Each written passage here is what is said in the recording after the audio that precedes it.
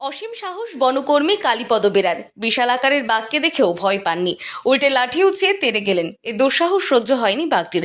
কান ফাটানো হুঙ্কার দিয়ে চোখের নিমেষে 4 ফুট লাফ। তারপর কালীর প্রায় সামনে রক্ত ঠান্ডা হয়ে যায় কালীপদর। প্রাণ বাঁচাতে চিৎকার করে দৌড় দেন। সোমবার মইপিঠের দক্ষিণ বৈকুণ্ঠপুরে ড্রেনের মুখ এলাকায় বাঘ খুঁজতে গিয়ে প্রাণ হাতে বাড়ি ফিরলেন কালীপদ ও অন্যান্য বনকর্মীরা। গ্রাম লাগোয়া জঙ্গল, যেখানে ঘাপটি মেরে রয়েছে বাঘটি, তার আতঙ্কে সিটিয়ে গ্রাম। ও আমার দিকে আসছে, সঙ্গে সঙ্গে লাফিয়ে উঠেছে 4 ফুট 4 ফুট লাফিয়ে ওঠানো। বাট বাড়ি খাপি আছে তো, খাপি আছে।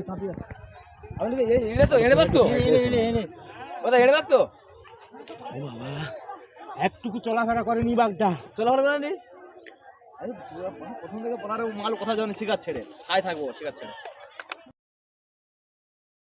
কোথায় আছে হিংস্র বাঘ কেউ জানে না।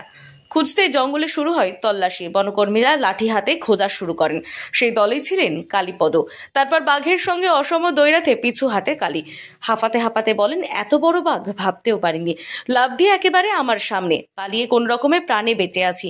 জানা গিয়েছে, এদিন সকালে মইপিঠের বৈকুণ্ঠপুর গ্রাম পঞ্চায়েতের কিশোরী মোহনপুর শ্রীকান্তপল্লী এলাকায় প্রথম দেখা মেলে বাঘের পায়ের ছাপের।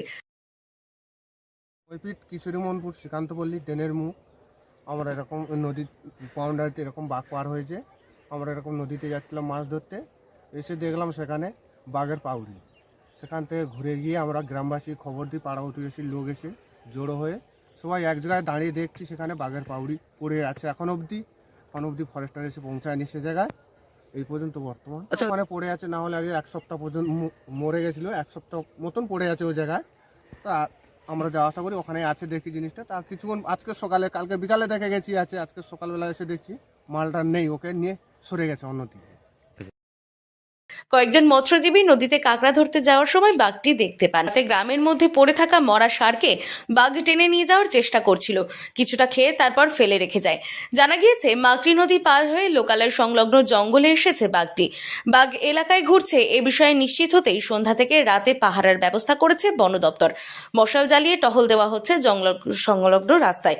অন্যান্যদিকে গোটা গ্রামে নেমেছে আতঙ্ক। ঘরবন্দি হয়ে রয়েছে মানুষ।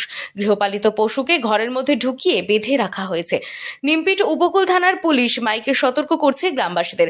বন দপ্তরের চিতুরি নলগোড়া পিটের কর্মীরা, রেঞ্জার অফিসাররা বোট নিয়ে টহল দিচ্ছে নদীতে। ঘটনাস্থলে জেলা বন বিভাগের কর্তারা পৌঁছেছেন। প্রচুর পরিমাণে বাজি মজুত করা হয়েছে। দক্ষিণ 24 পরগনার ডিএফও নিশা গোস্বামী বলেন, আজমলমারি 11 নম্বর জঙ্গল থেকে বাঘ বেরিয়েছে। পায়ের ছাপ পর্যবেক্ষণ করে চলছে তল্লাশি অভিযান। জঙ্গল সংলগ্ন এলাকা ঘিরে ফেলা হয়েছে জাল দিয়ে। গ্রামের বাসিন্দারা আতঙ্ক দূর করতে সব রকম ব্যবস্থা নেওয়া হয়েছে। দক্ষিণ 24 পরগনা থেকে সুমন সাহার রিপোর্ট, লোকাল 18 বাংলা।